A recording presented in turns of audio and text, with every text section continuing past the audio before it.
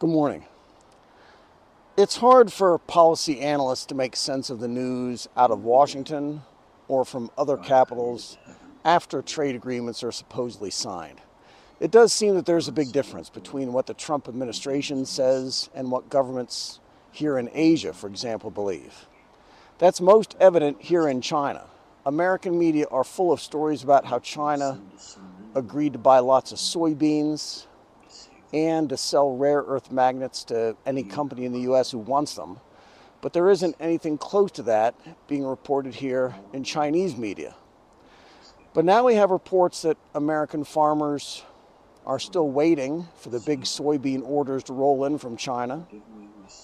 And the Wall Street Journal is reporting that China has no intention of greenlighting exports to any defense contractors for their rare earth magnets. As of right now, Beijing has very tight restrictions on the exports of the metals or the magnets, with severe penalties for any Chinese company that's in violation. Scott Bessent is Secretary of the Treasury and says here that he hopes that a final agreement is signed by Thanksgiving and pushed back on the Journal story about the rare earths. The takeaway here is that the Treasury Department knows that there is no deal signed yet, and whatever Beijing's policy will be on rare earth magnets exports is anyone's guess on our side until formal agreement is signed later. But we are seeing big problems right now with trade agreements that were signed with other governments here in Asia. And now that people in these countries have read through the agreements that their leaders signed with the Trump administration, there are lots of troubles. The opposition parties in Thailand and Malaysia, for example, are enraged at how one-sided they are. Thailand's biggest opposition party claims that the Thai Prime Minister put the country in danger by signing the agreement, which gives the United States priority rights to develop mines in Thailand. The Malaysian Prime Minister is also in trouble at home after signing the Memorandum of Understanding with the United States. Malaysia is pretty far along in negotiations with Chinese companies to develop their mining industry, and the new trade agreement with the United States will probably blow all that up. The MOU between the U.S. and Malaysia promises that domestic companies in Malaysia will prioritize sales of its critical minerals to the United States. Opposition parties say there that the agreement undermines Malaysian economic sovereignty. The country has more than 16 million tons of rare earth deposits, and the Malaysian government banned their exports of rare earths 2 years ago. Their reserves are a valuable resource that can turbocharge Malaysian economic growth and increase the country's bargaining power, and will only rise in value and in importance over time. The issue is here. The Malaysian government is working with the Chinese to bring rare earth processing technology to Malaysia. China has monopolies on the equipment and techniques used in rare earth mining, in the separation of the ores, the refining, usable materials which can then be transformed into magnets. Malaysia has lots of rare earth ores, but no expertise in doing anything with them. So the strategy behind their export ban was to bring foreign companies into Malaysia with that expertise to help them develop all that value-added economic activity that's further down the value chain. On paper, it does look like the deal that the Malaysian PM just signed with the Trump administration takes down that whole strategy. Billions of dollars will be lost, along with the leverage Malaysia will have in the future. Nikkei Asia went deeper into the language of the agreement and found a poison pill provision that prevents Malaysia from signing separate trade deals with China.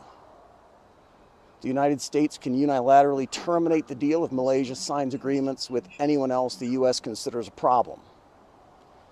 Malaysia also agreed to cut or eliminate tariffs on U.S. ag and chemical products and to buy a bunch of planes from Boeing. This provision goes even further. If the United States enacts import restrictions on a third country, Malaysia needs to do the same at the U.S. request. The opposition parties in Malaysia didn't waste any time. It's a surrender. The Malaysian PM, Anwar Ibrahim, went to Parliament to explain just what he agreed to and said that it is not a surrender or betrayal or colonization. The Malaysian Trade Minister, Mr. Aziz, also went to Parliament to say that the export ban on Malaysian rare earth is still in effect.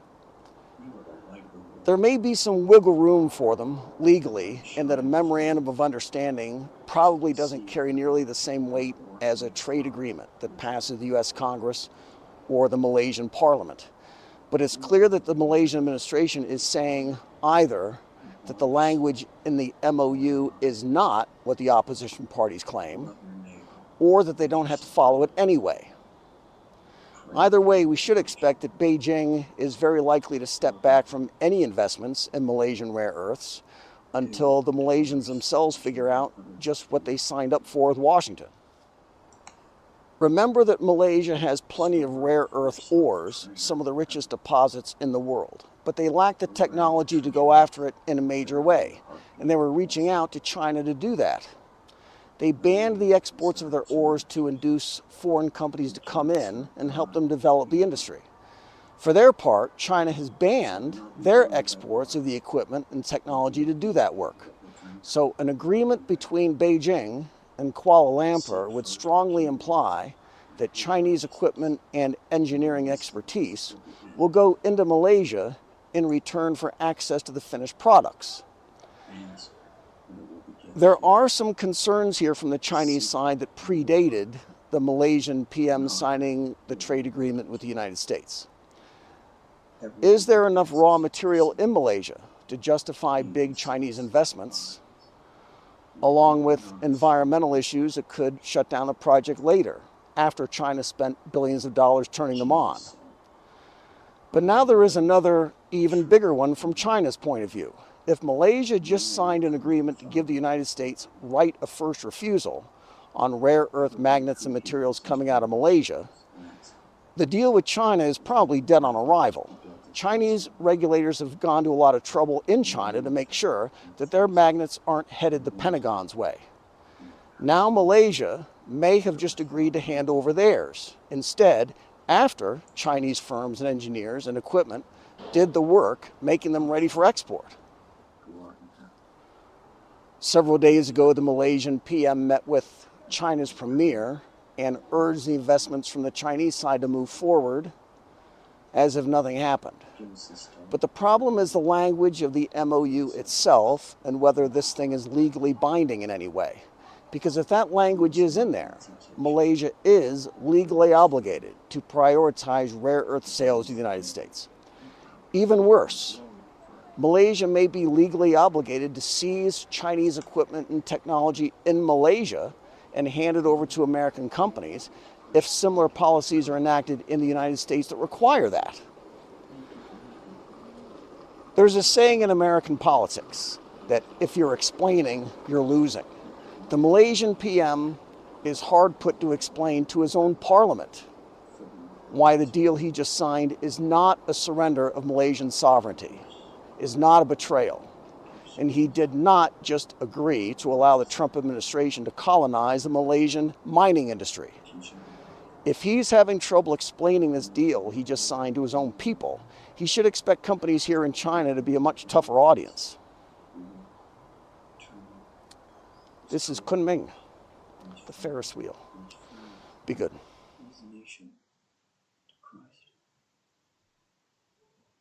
Together we lift up the people of Asia. We pray that your spirit is poured out, that 1 billion people are saved and brought to faith in Jesus